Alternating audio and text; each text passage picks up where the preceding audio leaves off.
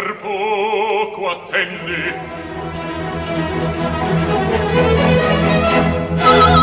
Padre mio! Due cose e tosto. La rigolette a été inventée à Nantes en 1902 par le célèbre confiseur nantais Charles Bohu.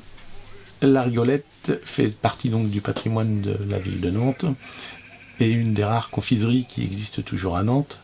C'est la volonté, puisqu'elle a 109 ans, de garder son côté, je dirais, traditionnel, et dans sa fabrication, qui est quasiment la même que celle de 1902, ainsi que dans son packaging, puisque les boîtes, et notamment les boîtes des fruits d'origine, sont la copie parfaite des boîtes de 1902. C'est le fruit réellement qui est ajouté dedans, sans sucre supplémentaire, donc ce n'est ni de la confiture, ni de la pâte de fruits, ce qui lui donne un équilibre en bouche une fois que la couche de sucre a fondu. Alors bien sûr, la rigolette se décline sous plusieurs parfums, notamment les parfums d'origine, qui sont citron, mandarine, framboise, ananas et cassis, auxquels ont été ajoutés des produits de saison. En l'occurrence, actuellement, c'est la fraise de Plougastel et l'abricot, et une autre série qui existe depuis quelques dizaines d'années, qui est le chocolat praliné et caramel beurre salé.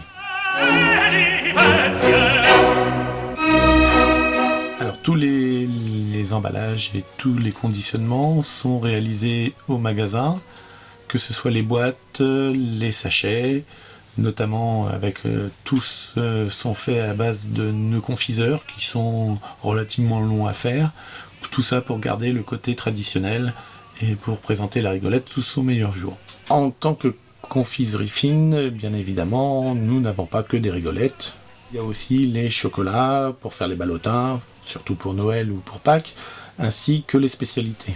Tatzel de Guérande, les ardoises de Trélazé, mais aussi les pommes de terre, entre guillemets de Noirmoutier, les pavés nantais qui sont un chocolat que nous sommes les seuls à pouvoir faire puisque le chocolatier nous les fait uniquement pour nous.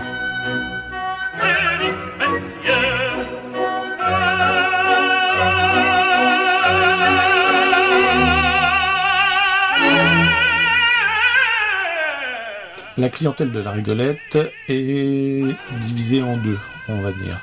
Donc il y a les touristes qui viennent de tous les pays du monde. Notamment, on a eu des rigolettes qui sont parties en Afrique du Sud, en Australie, en Mongolie, beaucoup en Amérique du Nord. Et l'autre partie de la clientèle sont les habitués nantais qui ne peuvent pas se passer de la rigolette puisque ça fait partie de leur tradition et qui remplace maintenant de plus en plus les dragées pour les événements comme le mariage ou les baptêmes ou communion.